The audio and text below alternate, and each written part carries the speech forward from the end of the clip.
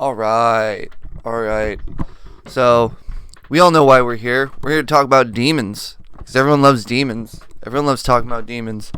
Everyone's just captivated by the demon's release. That's just happens, man. We just love that demon release.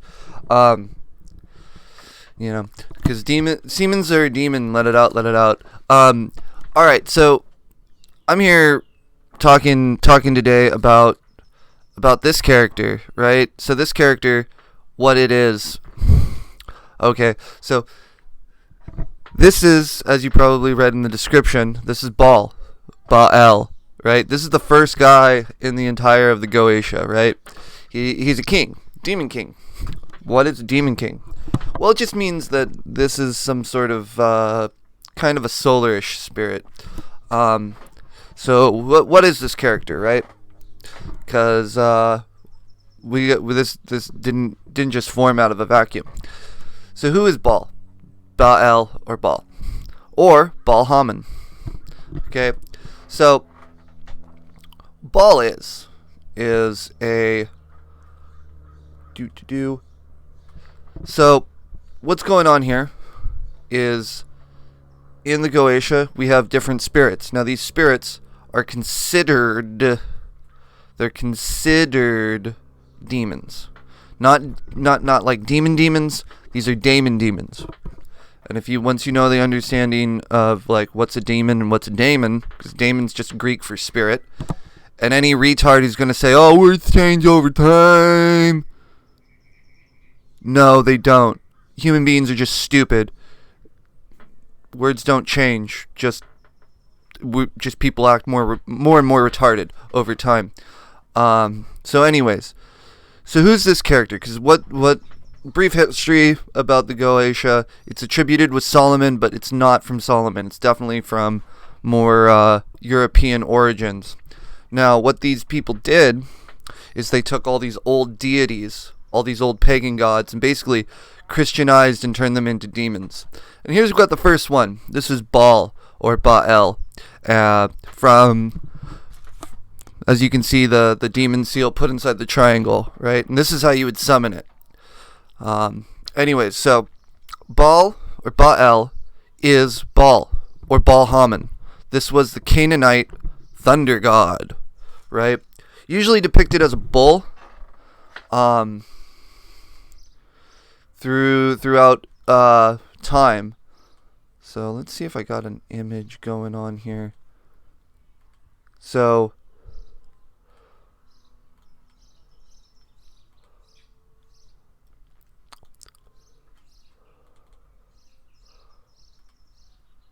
all right. So this looks something like this, right? This is the classical depiction of Baal. In the description it says it has a head like a cat, head like a toad, head like a man, right? Spider legs are a good add, but I don't see how that was ever actually part of the description. And another funny thing about this character is he's actually kind of famous from because this was the ultimate boss in the Diablo 2 expansion. This was the actually cool thing about it, is that they just created for us the a real demon that they put inside the Lords of Destruction, which was kind of dope.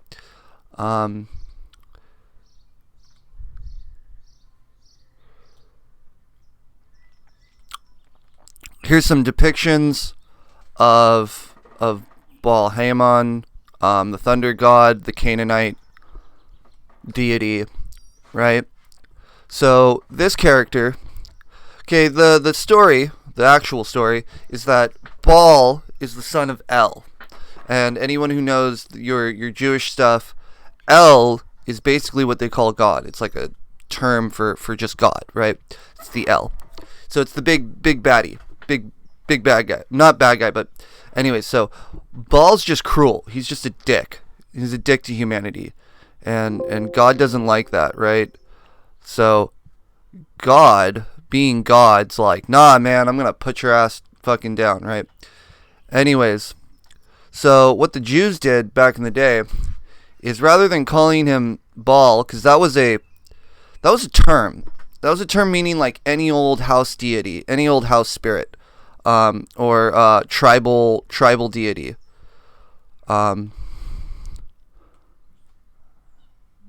So here's another depiction. Baal's kind of depicted as a bull all the time, mostly because it's a bull. So this would be the idea of like the Satan figure. This is where it comes from. Cloven hooves, horny head, the devil. Alright? So what the Jews did, the early Hebrews, because they were dealing with Canaanites, and there was this constant slip into worshipping pagan deities from the early Israelites once they actually got into Canaan. So what ended up happening is they started, doing religious warfare. And religious warfare is just propaganda. Absolute propaganda, right? So the religious propaganda against Baal or Baal Haman was, besides its own practices, they started calling it Baal Zabab, or the Lord. Baal is just like Lord, right? As opposed to the Hebrew Adonai, right? So Baal is like just pagan Lord, right? So it's Lord of the Flies, right? And this is where we get Lord of the Flies, and the term Beelzebub. So basically they're like, your God's shit. Your God's the Lord of the Flies, right? And you're all the flies. And you're just floating around like, So that's how the whole term of Baal Zabab came, because Now, the funny thing about the Baal, right? So Baal's main ritual was something called a Moloch, right? And if all my Alex Jonesian freaking people out there, we all know what Moloch is. Moloch's what a lot of people think what Moloch is what deity or thing that the Illuminati worship. No. Moloch is basically like a ritual. Moloch's the ritual for Baal, and that's how you worship it. And what they would do is they would basically put their children into a fire, or pass them through a fire, in order to show how. Here it is. There it is. Yes, that's the one.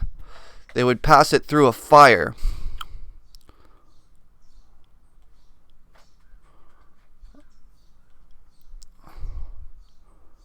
And see their children either get freaking brutally burnt and sacrificed, or perhaps they just threw him through a fire like some sort of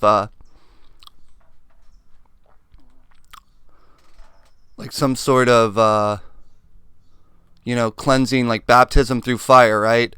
But it's super dangerous, right? And like we all heard the stuff that like they would straight up kill their kids and stuff. Okay, now one thing that I want to actually point out is that there was a certain type of building that they used to worship Baal, right? And there's this special kind of like shrine, and it had a layout, right? Which is the exact same shrine, little fucking sex pervert dungeon you find on Epstein Didn't Kill Himself Island, right?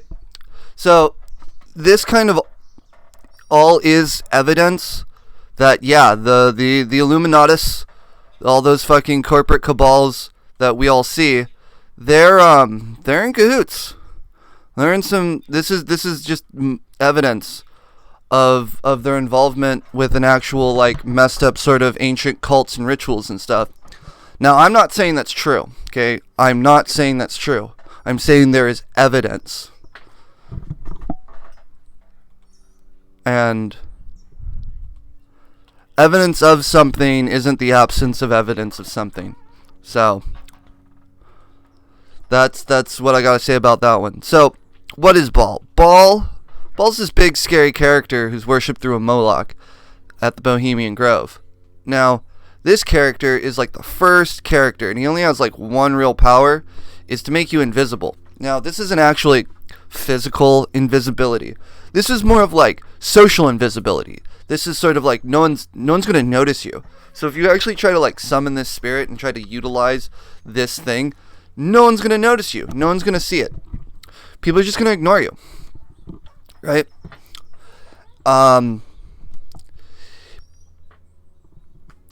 Yeah. So that's Baal. That's Baal right there.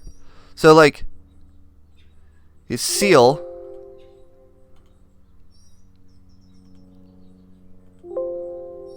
Right? So it's seal right here in the triangle. This is what you would put, and you put it on your little layman, right? And you put it inside the triangle, and you summon this motherfucker. Let's see. Oh, I haven't transitioned there. There we go. Yeah. So that's the first Goetic spirit. It actually has a history of being an ancient Canaanite deity. So throughout Goetia, you'll find a lot of deities, some spirits that were like, there's even Phoenix in there. Like, there's actually a spirit called Phoenix who appears as a phoenix. But we're not on that. We're talking about Baal, right? So Baal has something to do with the supposed Illuminati, has something to do with the corporate and government cabals that we and their political families that are all integrated into higher echelons of society, trying to overthrow our society, right? So that's this spirit, Baal, or Baal, or Baal Haman, or Baal Zabab, right? All right. So now you're an expert on the first Goetic spirit. Awesome. Late.